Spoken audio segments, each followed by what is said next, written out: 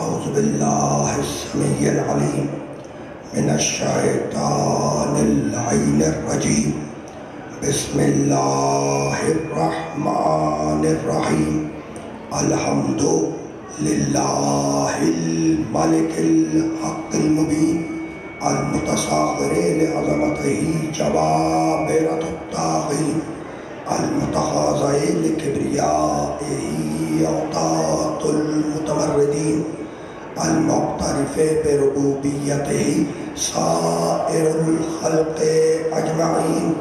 والصلاة والسلام والتحية والإكرام على أشرف النبيين وخاتم المرسلين سيدنا ومولانا أبي القاسم محمد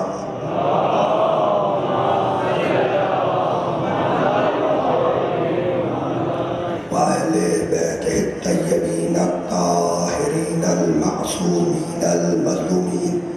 أما بعد، فقد قال الله سبحانه وتعالى في محكم كتابه المبين. بسم الله الرحمن الرحيم. الرحمن علم القرآن خلق الإنسان علمه البيان.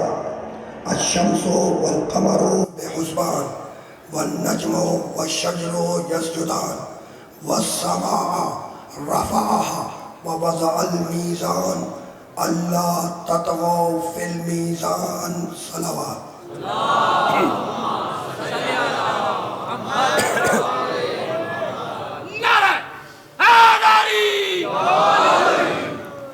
عزیزان محترم، قرآن اور انسان کے عنوان سے جس سلسلہ گفتگو کا ہم نے آغاز کیا وہ آج اپنے 8ویں مرحلے میں داخل ہو رہا ہے۔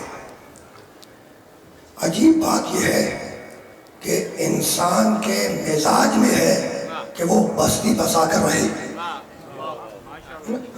انسان کے مزاج میں ہے، دیکھو اپنے جھنڈ سے بچھڑا ہوا جانور اور اپنی بھیڑ سے بھٹکا ہوا مویشی تنہا کے زندگی گزار سکتا ہے، لیکن انسان وہ مخلوق ہے جو اپنے جیسے مخلوق کے ساتھ زندگی گزارنا چاہتی ہے۔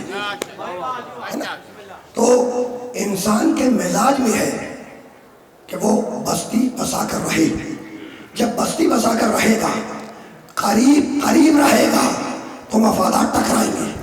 جب مفادات ٹکرائیں گے تو معاشرے میں انتشار پیدا ہوگا، اور جب معاشرے میں انتشار پیدا ہوگا تو معاشرہ ٹوٹ جائے گا۔ اور اللہ چاہتا یہ ہے کہ تم معاشرہ بنا کر رہو۔ تو اب ضرورت تھی کسی ایسے نظام کی جو معاشرے کو ٹوٹنے سے بچا لے، تو اس نظام کا نام ہے نظام ہدایت۔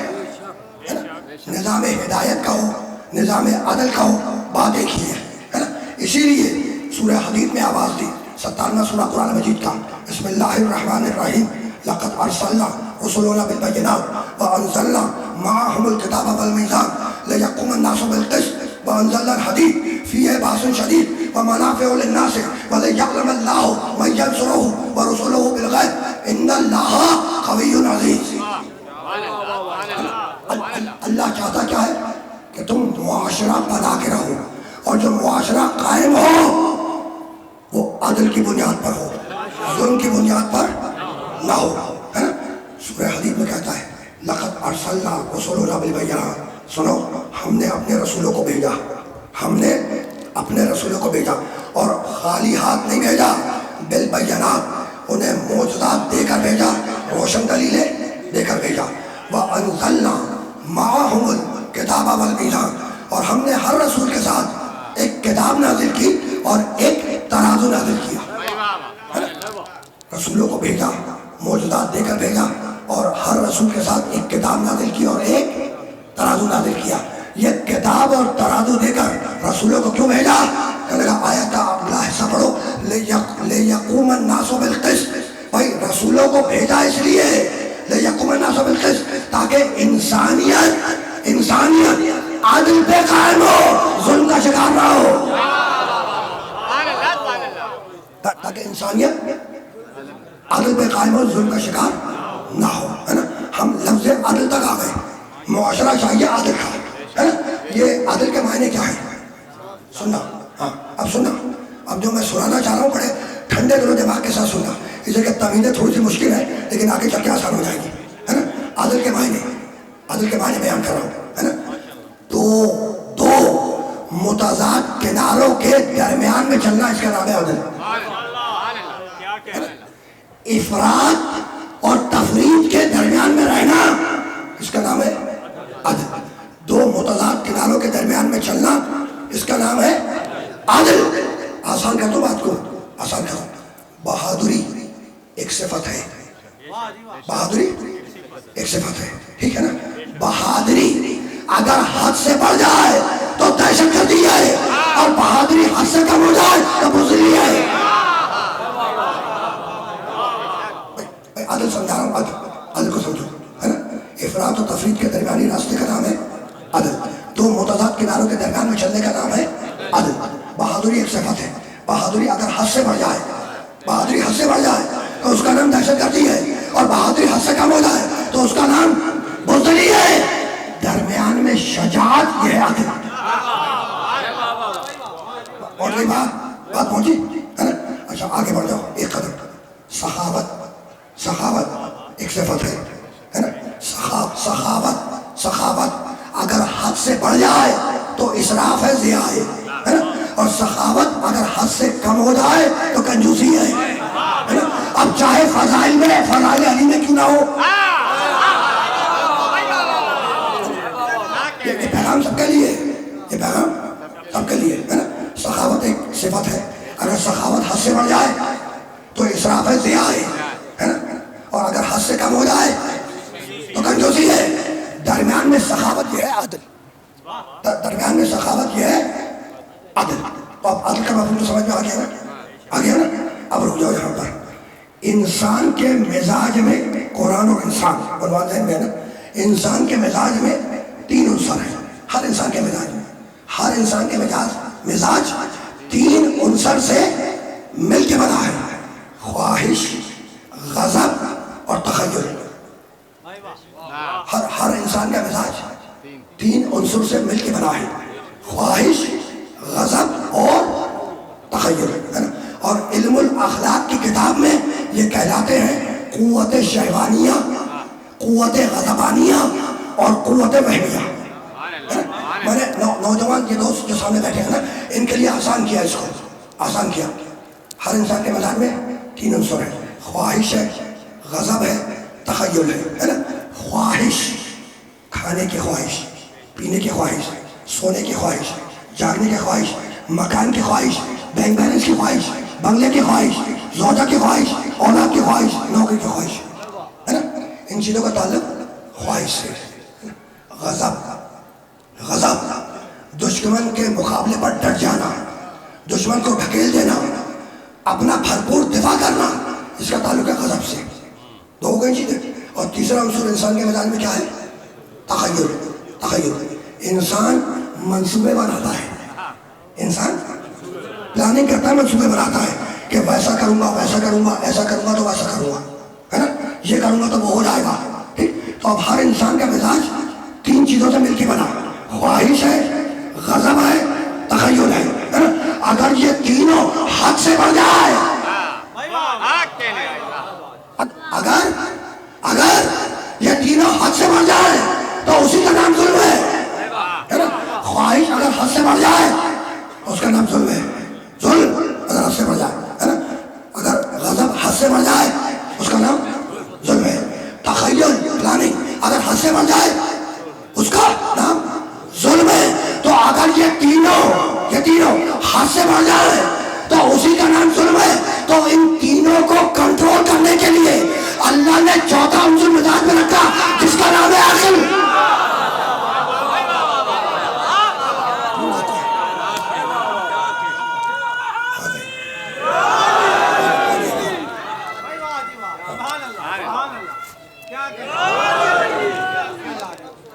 بھائی یہ بات تو واضح ہو گئی نا کہ ہر انسان کا مزاج تین چیزوں سے مل کے بنا: خواہش ہے، غضب ہے، تخیل ہے نا؟ اگر یہ تینوں حد سے بڑھ جائیں تو پورا معاشرہ ظالم بن کے رہ جائے، ٹھیک ہے نا؟ تو اب ان تینوں کو لگام دینے کے لیے ان تینوں کو لگام دینے کے لیے اللہ نے چوتھا عنصر رکھا جس کا نام ہے عقل، ہے نا؟ تب عقل کا کام کیا ہے؟ عقل کا کام یہ ہے کہ اگر خواہش غلطی کرے حد سے بڑھے تو عقل ٹوکے، عقل اسے کنٹرول کرے گی. اگر غضب غلطی کرے حد سے بڑھ جائے تو عقل کا کام کیا ہے؟ اسے کنٹرول کرے، ہے نا؟ اگر تخیل پلاننگ حد سے بڑھ جائے، ہے نا، تو عقل کا کام کیا ہے کہ اسے کنٹرول کرے. یعنی بہت توجہ رکھنا، اگر خواہش حد سے بڑھے تو عقل کا کام کیا ہے کہ اسے بتائے کہ کتنی خواہش چاہیے کتنی نہیں چاہیے، ہے نا.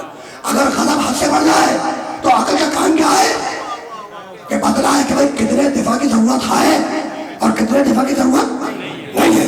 اور پلاننگ تخیل عقل بتلائے کہ بھائی کتنا پلاننگ کرو، منصوبہ بناؤ اور کتنا نہ بناؤ، ہے نا. تو عقل بہت توجہ رکھنا، بہت توجہ رکھنا.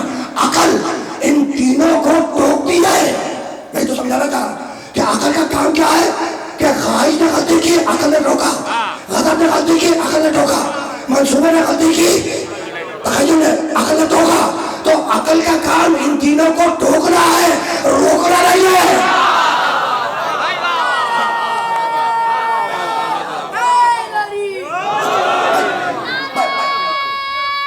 بہت بڑی بات. دیکھو خواہش حد سے بڑی غلطی کی عقل نے ٹوکا، غضب حد سے بڑا غلطی کی عقل نے ٹوکا، ایسا ہی نہیں. تخیل حد سے بڑا غلطی کی عقل نے ٹوکا. تو عقل کا کام روکنا نہیں ہے، عقل کا کام ٹوکنا ہے. اگر یہ مان لیتے سبحان اللہ، ورنہ عقل خاموش ہو جاتی ہے. تو عقل کا ایک بہت توجہ رکھنا، بھائی یہ مان گئے تو سبحان اللہ، ورنہ عقل خاموش ہو جاتی ہے. تو چوتھے کا خاموش ہونا ان تینوں سے راضی ہونے کی دلیل نہیں ہے.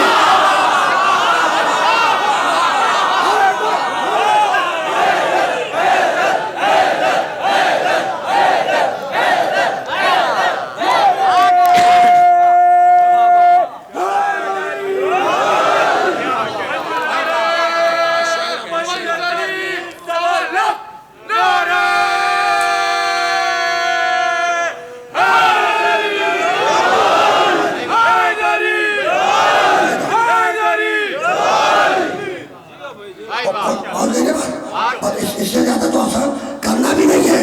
یعنی اللہ چاہتا یہ ہے کہ عدل پر معاشرہ قائم ہو. وہ قادر علی کل شیء ہے، وہ صاحب جبروت ہے، وہ مالک الملک ہے، وہ اللہ مالک الملک ہے.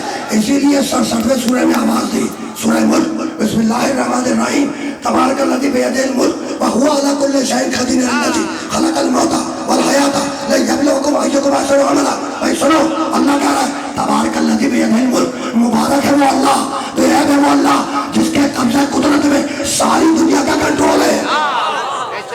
وہو علی کل شیء قدیر. اور سنو، یہ اللہ ہر شے پر قادر ہے، یہ اللہ قادر علی کل شیء ہے. جب چاہتا ہے بنا دیتا ہے، جیسا چاہتا ہے بنا دیتا ہے. بھائی یہی تو سمجھانا چاہ رہا ہوں کہ یہ اللہ کیا ہے؟ قادر علی کل شیء، ہر جگہ پر قادر ہے. جب چاہتا ہے جیسا بناتا ہے. سورہ قصص 28واں سورہ قرآن مجید کا، وَرَبُّكَ يَخْلُقُ مَا يَشَاءُ وَيَخْتَارُ. دیکھ لینا کہ 28واں سورہ سورہ قصص، اس کی آیت ہے نا، قادر علی کل شیء، قادر مطلق ہے، کائنات کے ذرے ذرے کا خالق ہے اللہ، ہے نا، اللہ ہے نا. اب اس کی خالقیت کی پالیسی دیکھو بھائی، وہ کائنات کے ذرے ذرے کا خالق ہے نا اللہ، اس کی خالقیت کی پالیسی بیان کر رہا ہوں. اس کی خالقیت کی پالیسی صاحب نے بیان کی ہے نا. سورہ قصص کیا کہتا ہے؟ وَرَبُّكَ يَخْلُقُ مَا يَشَاءُ وَيَخْتَارُ، ہے نا. وَرَبُّكَ يَخْلُقُ، جب چاہتا ہے خلق کرتا ہے اور جیسا چاہتا ہے خلق کرتا ہے. یہ اس کی خالقیت کی پالیسی ہے کہ جب چاہتا ہے خلق کرتا ہے اور جیسا چاہتا ہے خلق کرتا ہے. بھائی جب چاہا بنا دیا، جیسا چاہا بنا دیا. یہ اس کی پالیسی سمجھ میں آ گئی کہ جب چاہا بنا دیا، جیسا چاہا بنا دیا. یہ اس کی پالیسی ہے نا. اب اگر کوئی درمیان سے انسان کھڑا ہو جائے ہے نا، اور کھڑا ہو کے اعتراض کرے کہ جناب یہ گول چاند یہ اچھا نہیں لگتا، اگر تیکورا ہوتا تو بہت اچھا ہوتا ہے نا. یہ گول سورج روشنی دینے والا، گرمی دینے والا، یہ اچھا نہیں لگتا.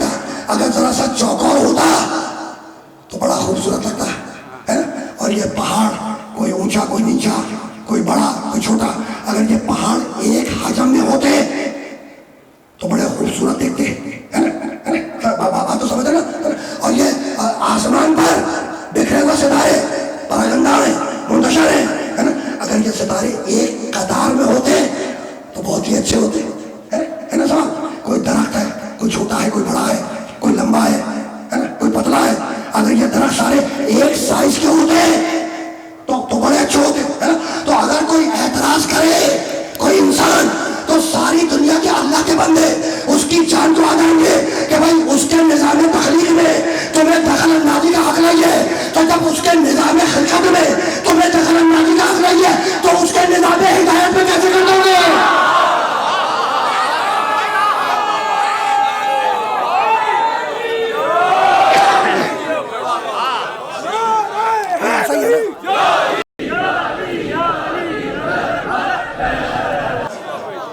بات پہنچ رہی ہے نہیں؟ تو وہ جملہ سمجھ میں آ گیا نا کہ وہ قادر علی کل شیء وہو علی کل شیء قدیر.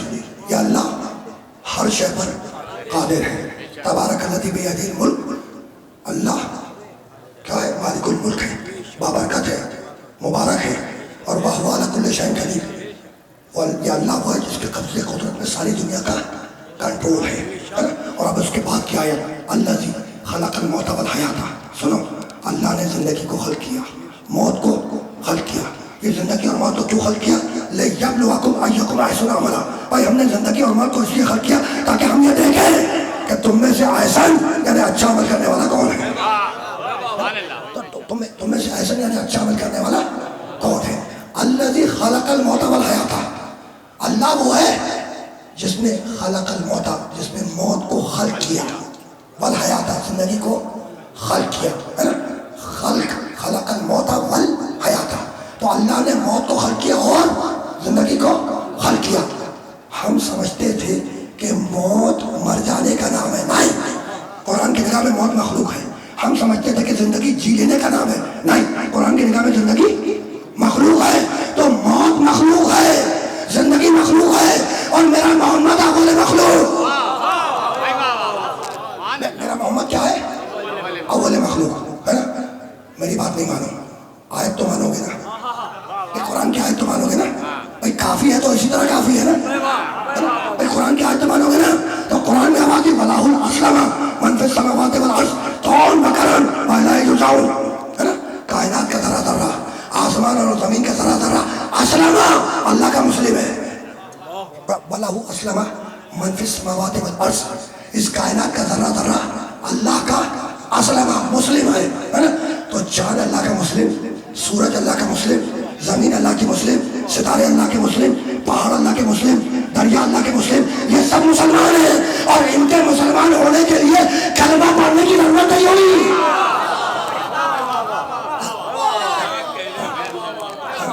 یعنی کائنات کا ذرہ ذرہ اللہ کا مسلم ہے اور ان کو مسلمان ہونے کے لیے کلمہ پڑھنے کی ضرورت. کسی نے نہیں پوچھا کہ بھائی تکلا درختوں میں کس نے کلمہ پڑھا. یہ ساری شرطیں علی کے بابا ابو طالب کے لیے پیش کرتے ہیں. ہاں رکے رہنا ہے نا. وَلَهُ أَسْلَمَ مَنْ فِي السَّمَاوَاتِ وَالْأَرْضِ. آسمان اور زمین کا ذرہ ذرہ اللہ کا مسلمان ہے. تو سورج مسلمان، چاند مسلمان، زمین مسلمان، آسمان مسلمان، دریا مسلمان، درخت مسلمان، پہاڑ مسلمان، کائنات کا ذرہ ذرہ اللہ کا مسلمان یعنی اللہ کا مسلم ہے. اور پھر قرآن نے آواز قل ان صلاتی و نسکی و محیای و مماتی للہ رب العالمین لا شریک لہ وبذلک امرت وانا اول المسلمین.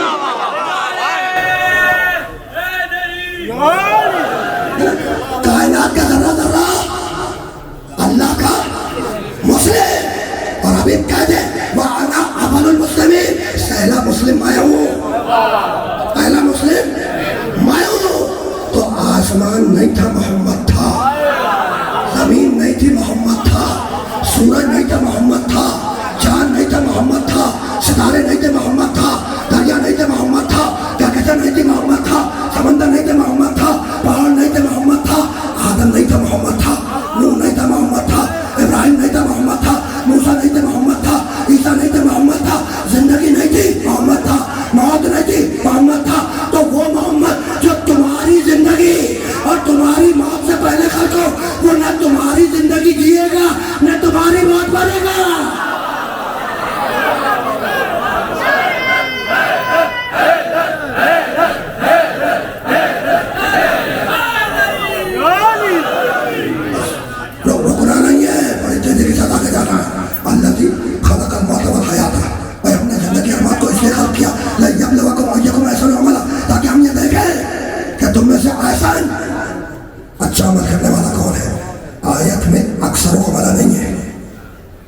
اکثروں والا نہیں ہے کہ تم میں سے زیادہ عمل کرنے والا کون ہے. نہیں، آیت میں احسن والا کہ تم میں سے احسن یعنی اچھا عمل کرنے والا کون ہے. یعنی میں کہنا یہ چاہ رہا ہوں کہ اللہ کی نگاہ عبادت کی کوالٹی پر ہے، کوانٹٹی پہ نہیں ہے.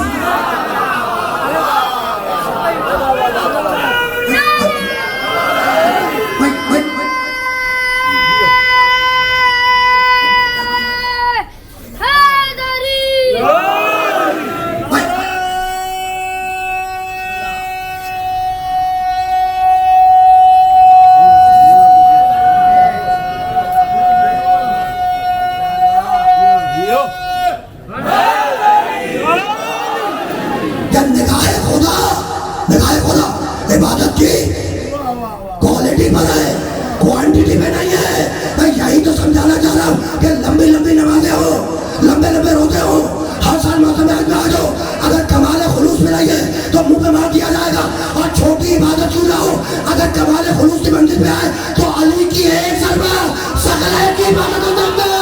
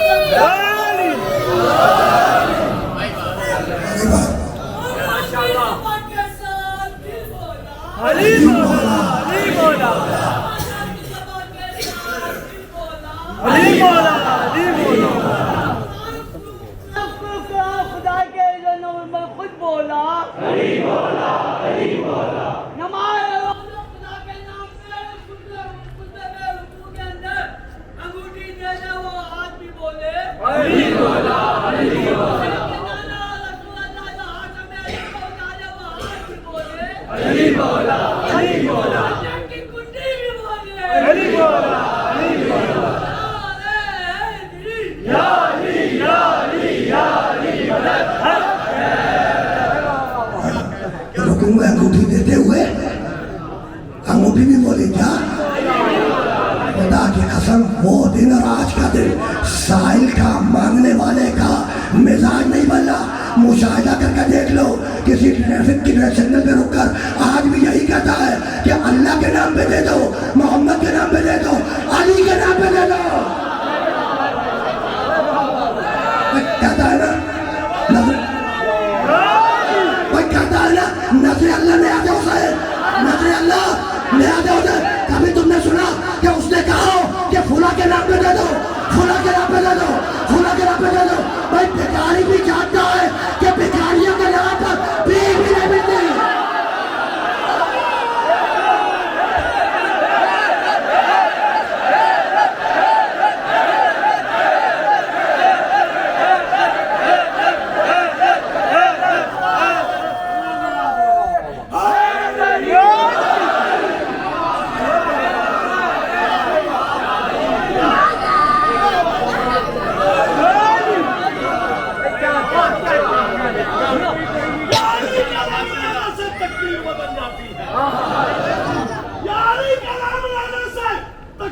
بدل جاتی ہے، انسان تو وہ تصویر بدل جاتی ہے، وہ بچے کل انسان تو وہ تصویر بدل جاتی ہے. ارے بڑے مشکل کچھ پر تو پڑھنا دے علی علی علی، اللہ محفوظ پر لکھی ہوئی تحریر بدل.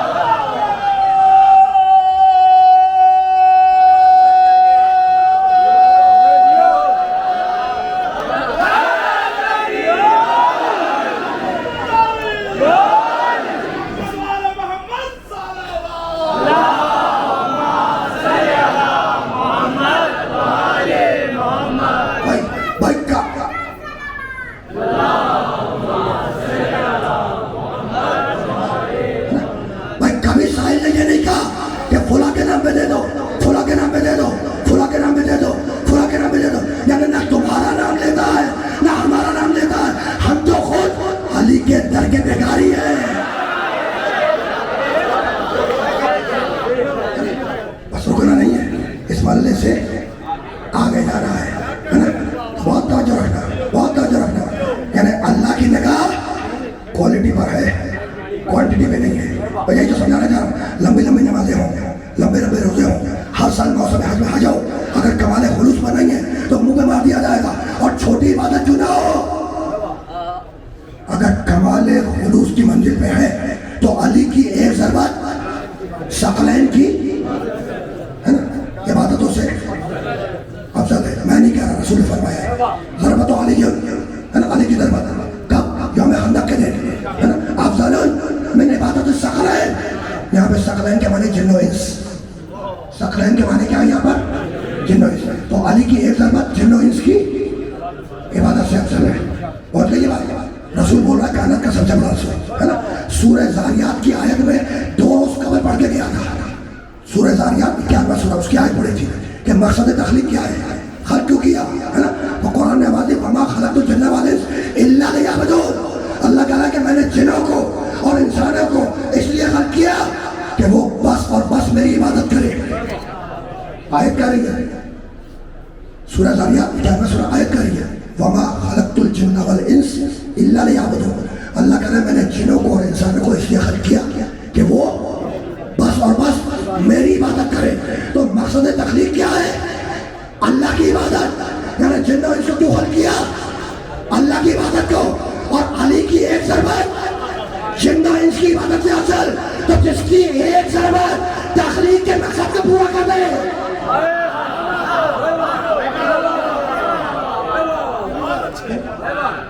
تو اس کی پورے زندگی کی عبادت کیا ہوگی؟ ہے نا سوچنے والی بات ہے نا. اچھا تو یہ ضربت کا تعلق کس عبادت سے ہے؟ ادھر سے آئی جہاد سے. جہاد اصول دین میں، فروع دین میں ہے نا. کون سا نمبر ہے جہاد کا؟ 6واں نمبر ہے. تو یاد ہو گیا سب کو. تو اول کیا ہے؟ پہلے نماز، کائنات کی سب سے بڑی عبادت. پہلے کیا ہے؟ نماز. دوسرے روزہ. تیسرے حج. چوتھے زکات. پانچویں خمس. چھٹے جہاد ہے نا. تو جہاد ہے 6 درجے کی عبادت. جہاد کیا ہے؟ 6 درجے کی عبادت. تو جس کی 6 درجے کی عبادت کائنات کی عبادتوں سے افضل ہو، اس کی پہلے درجے کی عبادت کیا ہوگی؟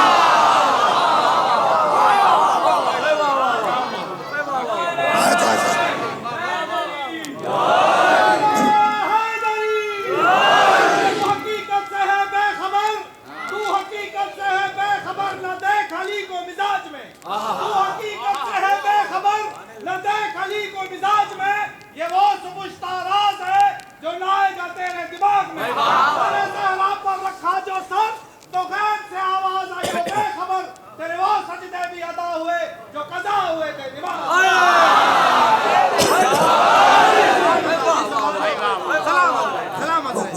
رکنا نہیں ہے، اس بدلے سے ذرا سا آگے آنا ہے نا. تو یہ ضربت والی روایت یہ کون سی جنگ میں تھی؟ خندق. ابھی بتا کے گیا ہوں. خندق کون سی ہجری میں ہوئی؟ 5 ہجری. 5 میں خندق ہے، 6 میں صلح حدیبیہ ہے نا، اور 7 میں خیبر ہے. ایسا ہی ہے نا 5 ہجری میں. اچھا تو خندق میں ہوا کیا تھا؟ ہاں آپ نے کہا آپ کی پروناؤنسیشن اتنی خطرناک ہے کہ اگر میں نے کر دیا تو بلوا ہو جائے گا. عامر ابن عبد ود. ٹھیک ہے نا. کچھ نے خود بھی کہا، کچھ نے بد بھی کیا. عامر ابن عبد ود بہت بڑا بہادر تھا. تمہیں برا لگ رہا ہے میں ممبر سے تعریف کر رہا ہوں. بہت بڑا بہادر تھا، بہت بڑا بہادر تھا. واقعی بہت بڑا بہادر تھا ہے نا. اگرچہ کہ علی کا دشمن ہے، لیکن میں ممبر سے کہہ رہا ہوں کہ بہت بڑا بہادر تھا. اور ثابت کر دوں کہ کتنا بڑا بہادر تھا ہے نا. دیکھو ابھی میں آؤں گا، ابھی تو صرف سمجھانے کے لیے عرض کر رہا ہوں. میں جب خندق تک آ گیا تھا کچھ جملے حج کروں گا، لیکن یہ تو ثابت کر دوں نا کہ واقعی بہت بڑا بہادر تھا ہے نا. اس کے 2 سبب ہیں. پہلا سبب تو یہ ہے کہ میدان میں آنے کے بعد اس نے اپنی تعریف میں کلمات نہیں کہی، اس نے رجز نہیں پڑھا. کیوں؟ اس لیے کہ بہت سے لوگ پہلو رسول میں بیٹھ کر اس کی نام کے رجز پڑھ رہے تھے. یا رسول اللہ یہ عامر بہت بڑی بلا ہے. ایک یہ بتا، ایک دلیل یہ. اور میں نے کہا کہ واقعی بہت بڑا بہادر تھا. دلیل دے دوں کہ کتنا بڑا بہادر تھا ہے نا. دیکھو جب علی نے عمر کو پچھاڑا ہے اور اس کے سینے پہ چڑھ کے بیٹھ گئے نا، تو ساری تاریخوں میں لکھا کہ عمر ابن عبد ود نے اپنا لعاب دہن علی کے چہرے پہ دیکھا. लुआबिदैन तो समझते हो ना, اردو میں اسے تھوک کہتے ہیں. علی سینے پہ بیٹھے عمر کے اور اتنا بڑا بہادر عمر کہ اس نے علی کے چہرے پر لعابدین یعنی موت سامنے رکھی ہوئی ہے نا.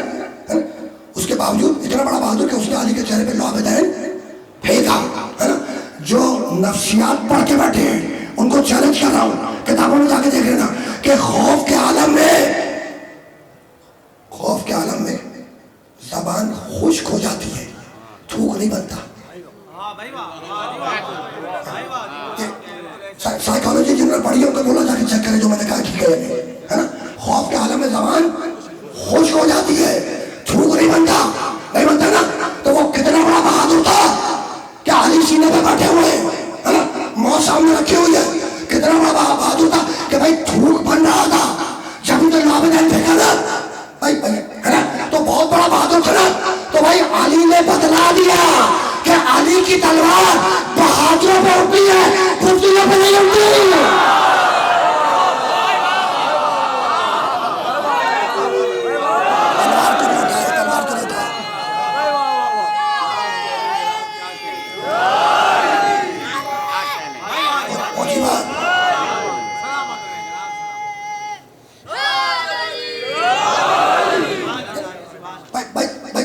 بات تو پہنچ گئی جو پہنچانا چاہ رہا تھا ہے نا. بھائی کہتے ہیں نا بار بار ہے نا کہ بھائی حتیٰ تلوار کیوں نہیں اٹھائی, اور گئی بات ہے نا. بس رکنا نہیں ہے. تو کتنا بڑا بہادر ہے نا. اچھا دیکھو یہ جنگ خندق یہ مدینے کے انٹرنس پر ہوئی ہے, مدینے کی دیوری پر ہے نا. خندق کھودی گئی تھی مدینے کی دیوری پر, اور جنگ سے پہلے چاہنے والوں نے نبی کو گھیر لیا ہے نا, اور صلح مشورہ کرنے لگے. اور بہت سو نے مشورہ دیا کہ اللہ کے رسول یہ جنگ خندق مدینے کی گلیوں میں لڑے, دشمن کو مدینے کی گلیوں میں آنے دے اور شہر مدینہ کے اندر یہ جنگ لڑے تاکہ دشمنوں کو گھیر کے مارے. یعنی جنگ شہر مدینہ کے باہر لڑنے کے بجائے مشورہ دے نبی کو کہ یا رسول اللہ اس جنگ کو مدینے کے اندر لڑیے. کیوں؟ اس لیے کہ دشمن کو گھیر کے مارنے میں آسانی ہوگی. کسی نے کہہ دیا کہ بھائی گھیر کے مارنے میں بھی آسانی ہوگی اور جب جان پہ بنے تو گھروں میں جانے میں بھی آسانی ہوگی.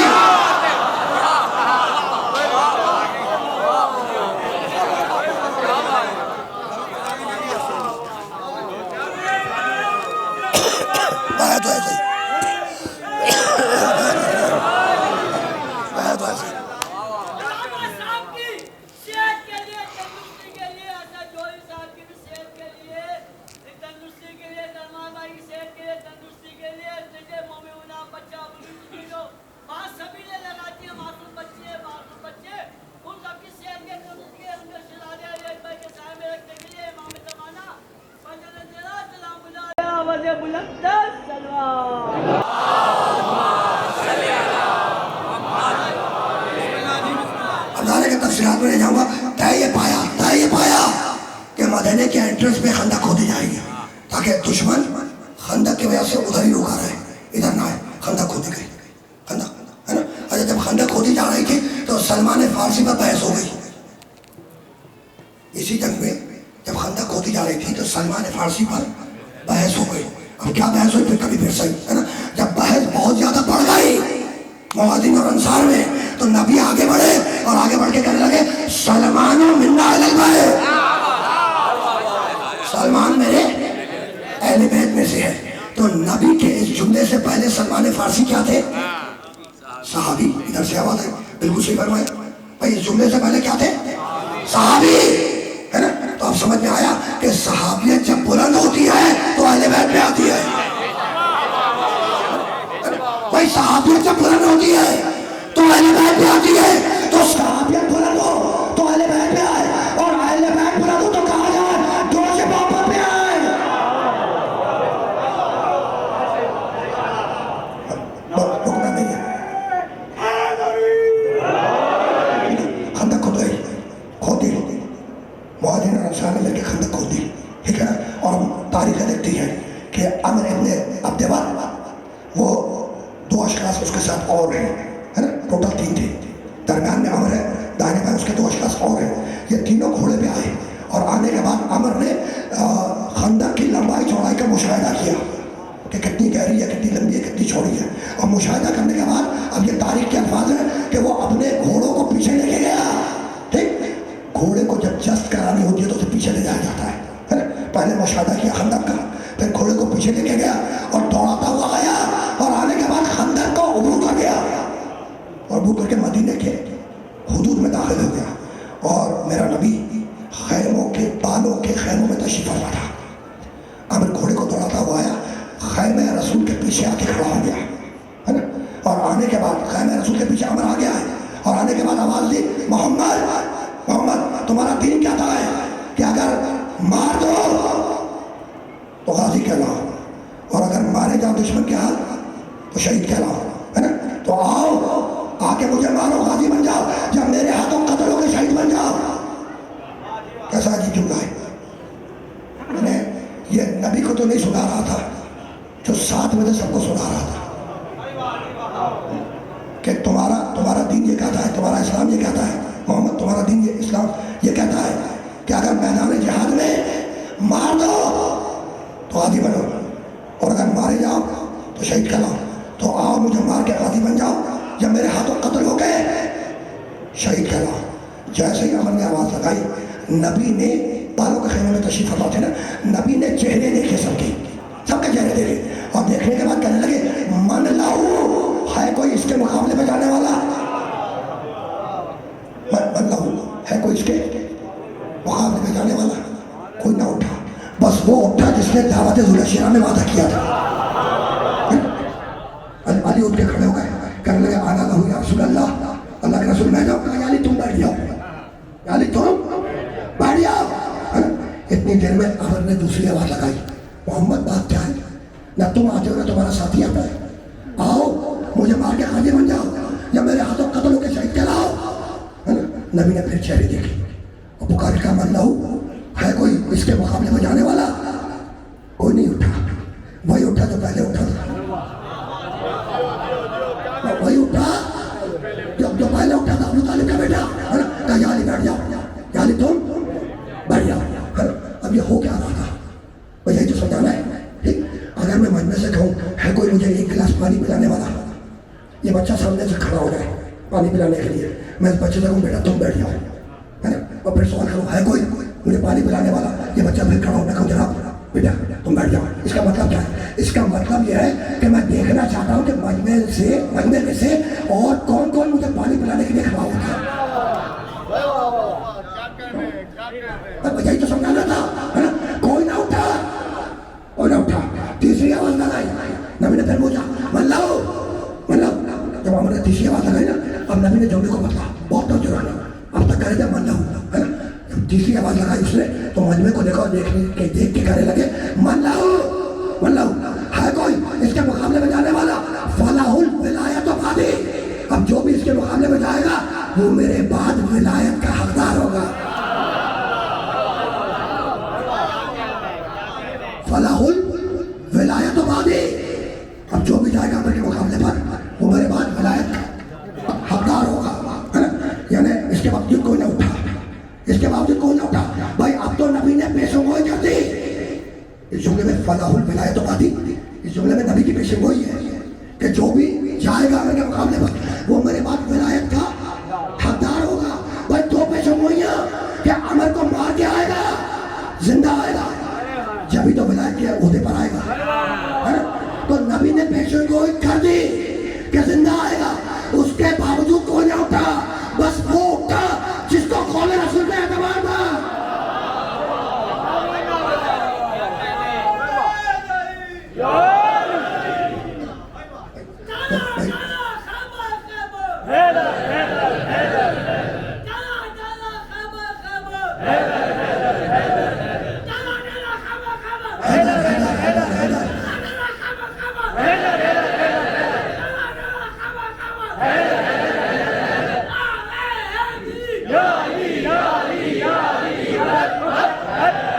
میں ان بزرگ کے اشارے سے بالکل متفق ہوں. بھائی کون کہتا ہے کہ شہر علم کا در نہیں ہے؟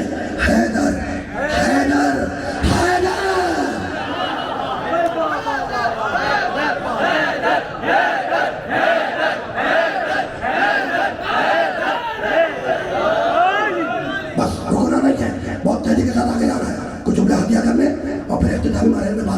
لے کر چلا جاؤں گا. اس بلے پر رکنا نہیں ہے. ملا ہے کوئی اس کے مقابلے میں جانے والا؟ میں یہی تو پوچھ رہے تھے کہ ہے کوئی اس کے مقابلے اس کے مقابلے پر جانے والا؟ میں یہی تو کہا نا. اب جانو اب سچویشن بدلی.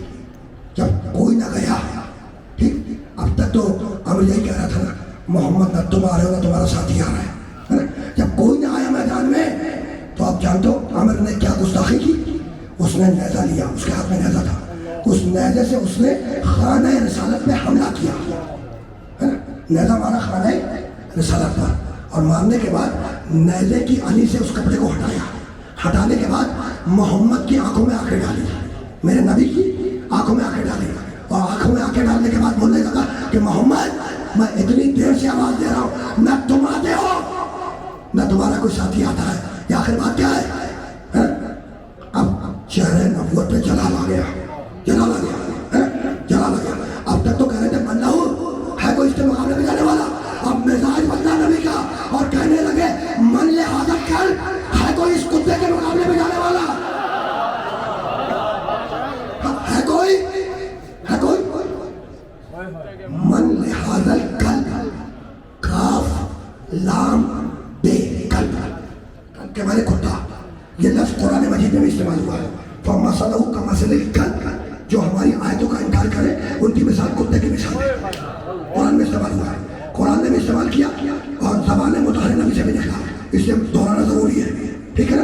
کہنے لگے من لحاظت کلب ہے کوئی اس کتے کے مقابلے میں جانے والا؟ میرا نبی صاحب خلق عظیم ہے. اخلاقیات کے درس دینے کے لیے آیا ہے. تو یا رسول اللہ بھائی آپ تو آئے ہیں اخلاقیات کے درس دینے کے لیے.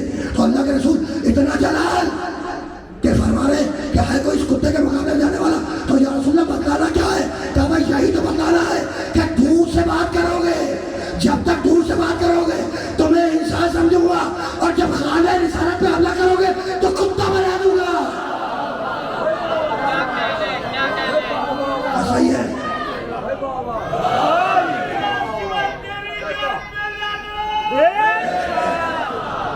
اور کئی بات بس کچھ کو بہت عمل نہیں ہے. 2 سے 3 جملے حاضر کرنے والے تاکہ بات کو میں اقتداری مرحلے میں لے کے چلا جاؤں جلدی سے.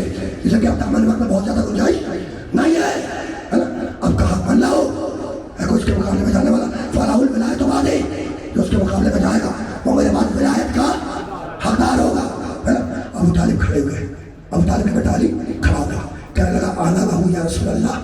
اللہ کے رسول میں جاؤں؟ کہا کہ یا علی سے نہ رو. یا علی سے نہ رو. نبی نے علی کو تیار کیا. نبی نے علی کو تیار کیا. علی کے سر پہ امامہ رکھا. دوش پہ آبا ڈالی ہے نا. بغل میں تلوار حمایت کی. یعنی سب کے سامنے خیمے کے اندر اپنی شبی بنا دیا. اس وقت کسی نے نہیں کہا کہ یا رسول اللہ شبی کو دیکھنے سے نکاح ٹوٹ جاتا ہے. اس وقت کسی نے نہیں کہا. یہ بھی عجیب بات ہے. یہ خیال تو کیا کرو بھائی. تاریخ تو پڑھ لیا کرو. یہ سب کہنے سے بھائی مجھے تو کہتے ہو نا کہ حسین کے تاریخ کو دیکھنے سے ہمارا نکاح ٹوٹ جاتا ہے. خدا کی قسم میری آج تک سمجھ میں نہیں آیا. نبی سجدے میں نبی کا نواسا حسین پیٹ پہ آ کے بیٹھ گیا. جب روز کے سجدے سے زیادہ تبھی سجدہ ہوا ہے نا تو پیچھے پڑھنے والے نمازیوں میں سے کچھ نے سر اٹھایا اور اٹھانے کے بعد سر کو رکھ دیا. دیکھا کچھ بھی حسین ہے پھر سر کو سجدے میں رکھ دیا. تو ایک رکعت میں ایک سجدے کا اضافہ ہو گیا. بھائی جو ہوتے ہیں 3 سجدے ہو گئے ہے نا. ہے کسی میں دم کہ کہتے کہ صحابہ کرام کی نماز ٹوٹ گئی؟ بھائی ہے کسی میں دم کہ کہے کہ صحابی کی نماز ٹوٹ گئی؟ نہیں. بڑے لوگ تھے, مضبوط لوگ تھے, ان کی نمازیں مضبوط تھی, ٹوٹی نہیں. تو جب صحابی کی نماز حسین کو دیکھ کر نہیں ٹوٹتی تو تمہاری نماز حسین کے تاجے کو دیکھ کے کیسے ٹوٹ جاتی ہے؟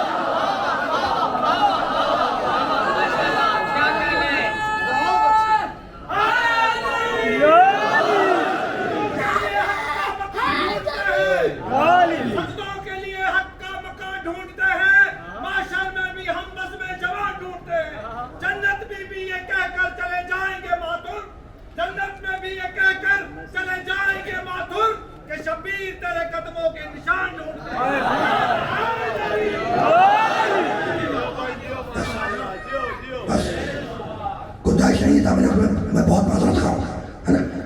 سے ہے دوسری تقریر یہاں سے اور دور جانا ہے، اسے چند جملے میں چاہ رہا ہوں کہ ہدیہ کر دوں. ابھی بچوں کو تمام نہیں کی، کچھ جملے ہدیہ کر لے ہے نا. تو اب نبی نے امامہ رکھا علی کے سر پر، دوش پر ربڑ ڈالی، بغل میں تلوار مال کی ہے نا. جب علی کو تیار کر دیا، سجا دیا، تیار کر دیا ہے نا، اب نبی نے ہاتھ کو بلند کیا، ہاتھ کو بلند کیا اور کہنے لگے پروردگار، پروردگار تو نے بدر میں عبداللہ کو مجھ سے لے لیا، تو نے اور میں حمزہ کو مجھ سے لے لیا، مالک اب یہ علی اکیلا میرا مددگار ہے، اگر اسے کچھ ہو گیا تو نہ تیرا دین بچے گا نہ تیرا رسول بچے گا. مالک علی اکیلا مددگار ہے، اکیلا مددگار ہے. تو ہاتھ جوڑ کے پوچھو یا رسول اللہ یہ جو اطراف میں ہے وہ کہہ رہے ہیں نا کہ علی اکیلا مددگار ہے. بھائی جب پورا لشکر بیٹھا ہوا ہے کہ بھائی یہی تو بتانا تھا کہ مالے غنیمت والے ہو رہے ہیں، میدان جہاد والے ہو رہے ہیں.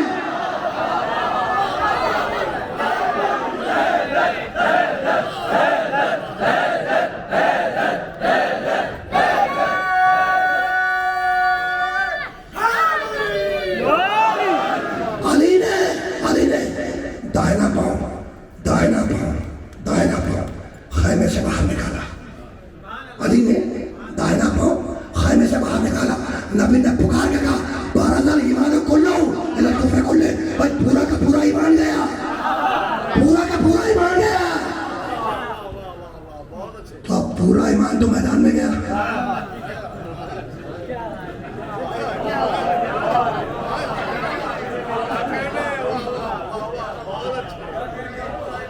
دیوت تو یہ نبی کے جملے ہے نا.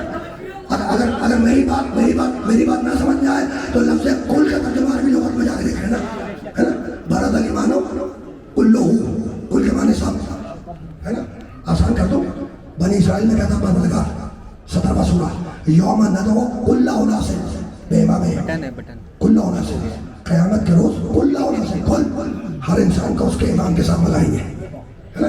تو بلایا ایمان کے ساتھ، اور اگر تم چلے گئے صدر یا وزیر اعظم کے ساتھ اب واپس کر دیں مسئلہ نہ دو گا. کل سمجھ میں آ رہا ہے؟ کل ہے نا. یہ تھا بنی اسرائیل کا کل. اور اب 36واں سورہ سورہ یاسین کا بھی کل سن لو اور سب کو یاد ہوگا. کل شاہد ایسا لاؤ فی امام مبین، کل شاہد ہر شے کا کنٹرول امام مبین کو دے دیا ہے نا. اگر ہم اور آپ کا ایک کل تو غلط ہے، اس لیے کل کو تو ہم جانتے نہیں ہے نا. لیکن اللہ اور اللہ کا رسول کہتے ہیں کل، تو پھر کل تو رسول کہہ رہا ہے بارد الایمان کلہ، پورا کا پورا ایمان گیا. رسول کہہ رہا ہے پورا کا پورا ایمان گیا ہے نا. اب گیا بھائی، ایمان تو گیا، میدان میں آیا ہے نا.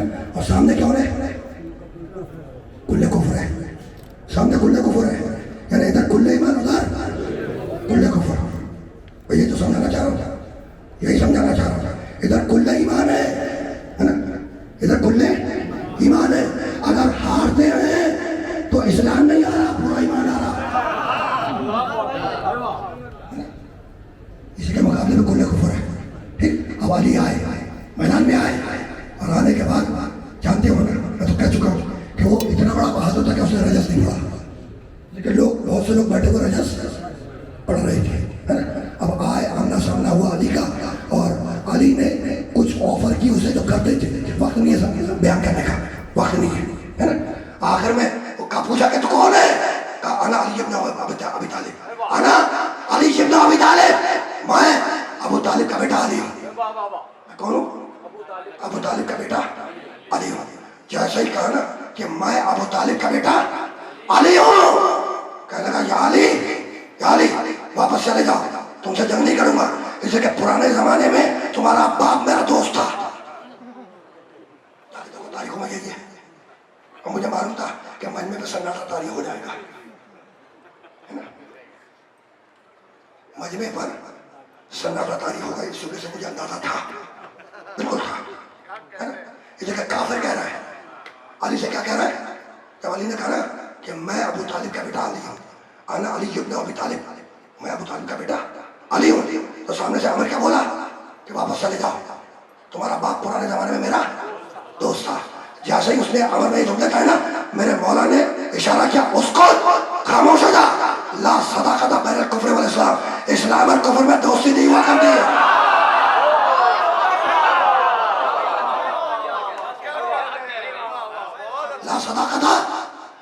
कुफ्र वल इस्लाम, भाई इस्लाम और कुफ्र में दोस्ती नहीं होती।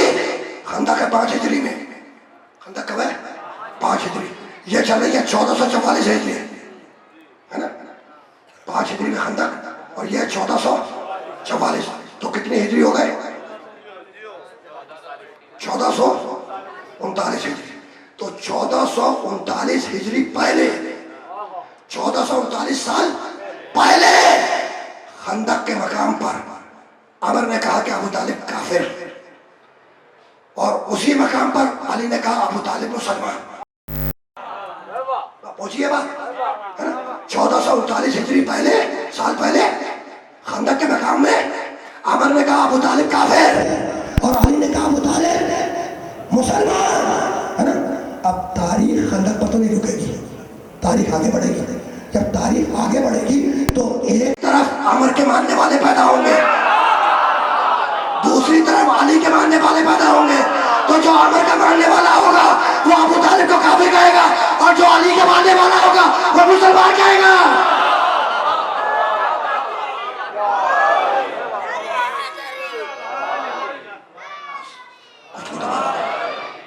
बस अभी तो गुफ्तगू इस मरहले पर इख्तिताम पजीर हो गए।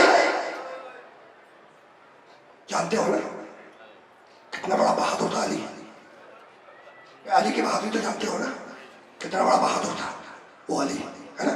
और उस अली ने अपने, सुना जुमले को बदल दूंगा, वो अली जिसने पूरी जिंदगी में कुछ नहीं मांगा, उसने अपनी नमाज शब की दुआओं में अबुल फजल अब्बास को मांगा।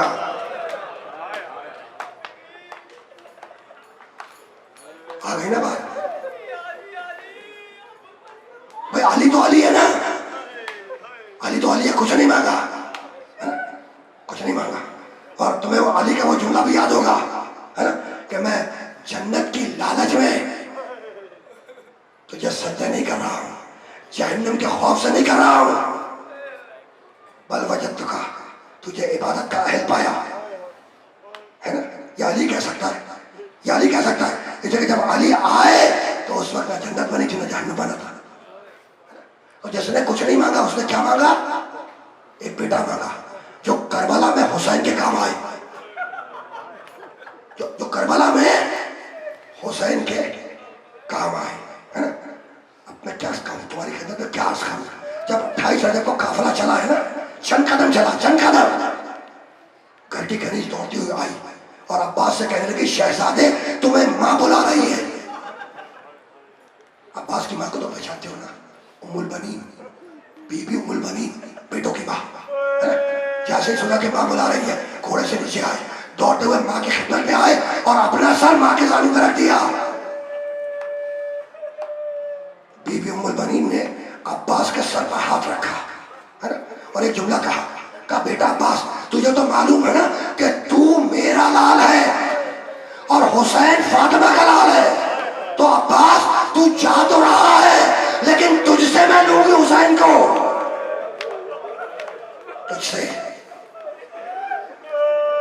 जुमले की ताकत को देखो कि अब्बास तुझसे मैं लूंगी हुसैन को, है ना? पहचान लिया उम्मुल बनीन को? नहीं पहचाना। बीबी उम्मुल बनीन के 4 बेटे थे, 4 अब्बास को मिलाकर, और इस बीबी ने 4 बेटे हुसैन का कुर्बान कर दिए, 4 बेटे, है ना? और करबला के वाक़े के बाद ये बीबी उम्मुल बनीन 4 बेटे थे ना, तो रेत पर 4 कब्रें बनाती थी, 4 कब्रें बनाती थी रेत के ऊपर, और बनाने के बाद ये कह के मिटा देती थी कि मैं इन पे क्यों रहूं, इनकी मां तो जिंदा, मैं तो उस पे रहूंगी जिसकी मां मौजूद नहीं है, और ये कह के हुसैन का मातम करती कि वाह मजलूमा, वाह हुसैना।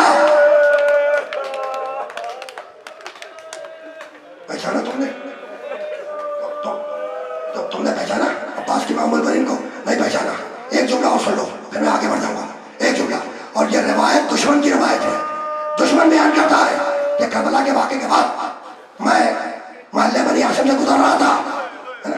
तो मेरे कानों में किसी बीबी के बैन करने की आवाज सुनाई दी, बीबी बैन कर रही थी, वो दुश्मन की रिवायत है। वो कहता है मैं घोड़े से नीचे उतरा, करीब गया, मैंने कान लगाया, जब कान लगाया तो कोई बीबी ये बैन कर रही थी कि अब्बास اگر تیرے شان قلم نہ ہوتے تو میرا حسین مارا نہ جاتا.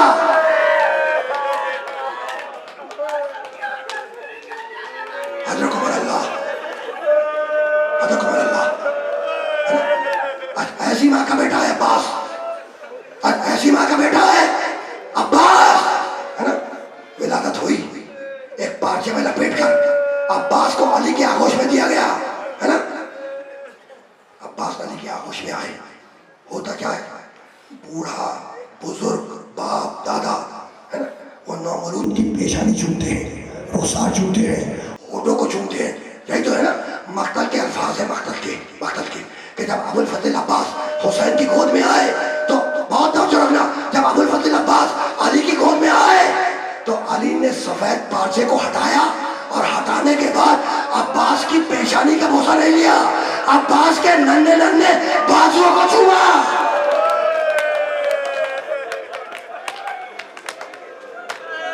اور چومنے کے بعد علی رونے لگے.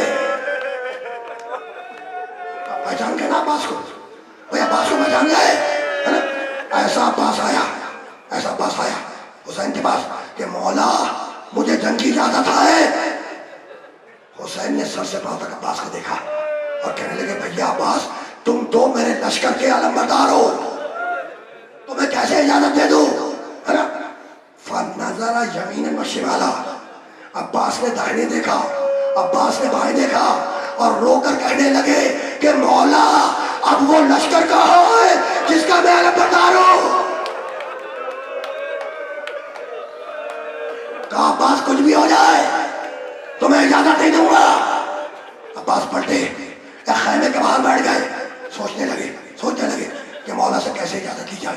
ابھی عباس سوچ رہے تھے کہ عباس کے کانوں میں کسی بچی کے رونے کی آواز بلند ہوئی کہ پھوپھی اماں میں بہت پیاسی ہوں. یہ وہی بچی ہے جو حسین کے سینے پہ سونے کی عادی تھی. پھوپھی اماں میں بہت پیاسی ہوں. حضرکم اللہ. عباس دوڑ کے خیمے کے دروازے پہ آئے، کہا بیٹی سکینہ میرے قریب آ. شہزادی سکینہ قریب آئی، کہا بیٹی بہت پیاسی ہے. کہا چچا جان میں بہت پیاسی ہوں. کہا جا سکینہ جا اور جا کر اپنا چھوٹا مشکیدہ لے آ. سکینہ دوڑ کے خیمے میں گئی، چھوٹا مشکیدہ اٹھایا لے کر آئی اور اب چچا نے بھتیجی کو گود میں لیا. چچا نے بھتیجی کو گود میں لیا اور لے کے چلے حسین کی طرف. جب حسین کی نگاہ پڑی عباس اور سکینہ پر، ایک جملہ کہا عباس سے، دوسرا جملہ کہا سکینہ سے. عباس سے کہنے کہ بھیا عباس میں سمجھ گیا کہ تم سکینہ کو کیوں لائے ہو، جاؤ میں نے تمہیں پانی لانے کی اجازت دی. اور سکینہ کی طرف مڑے اور رو کے کہنے لگے بیٹی سکینہ آج تو چچا کو اجازت دلوا رہی ہے، کل جب ظالم راہ کوفہ اور شام پہ تجھے دروازے ماریں گے تو چچا کو یاد کر کے بہت روئے گی. راوی کہتا ہے کہ جب بھی شمر تاجی والا کے بڑھتا سکینہ رو کے کہتی چچا جان میں رکھو. حضرکم اللہ. آخری جملہ تم نے کہہ دیا کیا مجلس تمام ہو گئی. آخری جملہ پانی لانے کی اجازت ملی. جب عباس جا رہے تھے تو کہا بھیا عباس تمہیں تو معلوم ہے نا کہ پالا ہے پھوپھی زینب نے. عباس تمہیں پالا ہے، تمہیں پالا ہے تمہاری بہن زینب نے. عباس بہن زینب سے اجازت لینا مت بھولنا. یہ ہے تقریر کا آخری جملہ. عباس جیسا بہادر جس نے 4 محرم کو تلوار سے لکیر کھینچ دی تھی، ہے نا. جب درجے سے خیمے ہٹائے جا رہے تھے تو عباس نے تلوار سے لکیر کھینچی تھی، ہے نا، کہ جس نے اپنی ماں کا دودھ پیا ہو وہ اس لکیر کو عبور کر کے دکھلا دے. ہزاروں کا لشکر اس لکیر کو عبور نہ کر پایا، ہے نا. اور جب شور و غل زیادہ بڑھا تو جناب فضا آئی اور آ کے عباس سے کہا کہ عباس تمہیں بہن زینب بلا رہی ہے. اتنے جلال میں تھے کہ نہیں سنا، ہے نا. فضا واپس گئی، زینب سے کہا کہ عباس کی کنپٹی سے پسینہ بہ رہا ہے، بڑے جلال میں بات ہی نہیں سن رہے. کہا کہ فضا جا اور جا کر عباس سے اب یہ کہہ دے کہ اگر وہ واپس نہیں آیا تو زینب خیمے سے باہر آ جائے گی. آخری جملہ تھا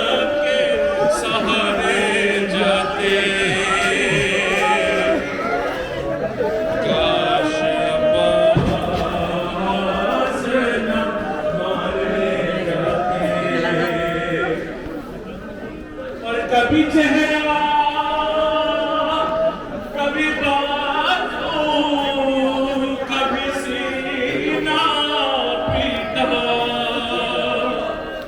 کبھی چہرہ کبھی بازو کبھی سینہ پیٹا قید خانے سے وطن آئی تو زینب نے کہا کہ دن یوں غم میں گزارے جاتے کاش عباس نہ مارے جاتے اور آج بھی آتی ہے قربان سے سکینہ کی صدا آج بھی آتی ہے سکینہ کی صدا کہ اے چچا لال نظردان میں یوں ہوں قضا ساتھ ہے آگے سیڑھی آ رہی ہے آرام سے کاش عباس جاتے کاش عباس نہ مارے جاتے کاش عباس مارے جاتے